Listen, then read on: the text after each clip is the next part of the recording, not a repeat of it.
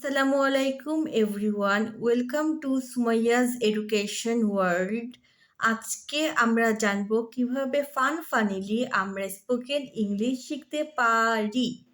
প্রথমে short question কয়েকটা নিবেন, এগুলো আনসার দিবেন। ব্রড কোয়েশ্চেন নিবেন, কয়েকটা আনসার দিবেন।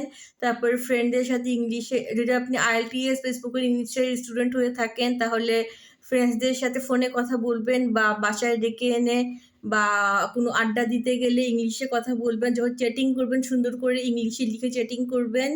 এই তো, আর কিছুদিন প্র্যাকটিস করবেন কথা বলা। একজন ফ্রেন্ডের সাথে কথা বলতে পারলে ভালো হয়। আর বাসায় নিজে নিজে শর্ট কোয়েশ্চেন, ব্রড কোয়েশ্চেন এগুলো বানায় বানায় উত্তর দিবেন।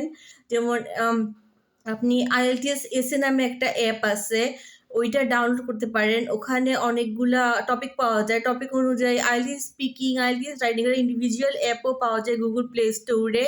তো আপনি ওগুলা দেখে দেখেও আপনি আনসার করতে পারবেন, নিজে নিজে কথা বলতে পারবেন এবং ফ্লুয়েন্ট হয়ে যাবে ইংলিশ স্পিকিংয়ে।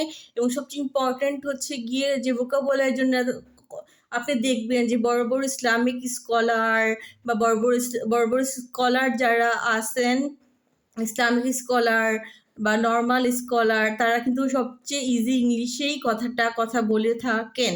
তো আমাদের যেটা মনে হয় যে আমরা যত কঠিন করতে পারবো তত মনে হয় ভালো, কখনই এটা না। যত সিম্পল ইংলিশে কথা বলতে পারবেন তত ভালো। আর ভোকাবুলারি আপনার এত লাগে না ইংলিশে, কনভারসেশনাল ইংলিশে, স্পোকেন ইংলিশে জাস্ট কথা বলাটাই আসল। আর হোয়াটসঅ্যাপে ফ্রেন্ডদের সাথে কথা বলার সময় ইংলিশে কথা বলবেন। এই তো হয়ে গেল। বাই বাই, আল্লাহ হাফেজ।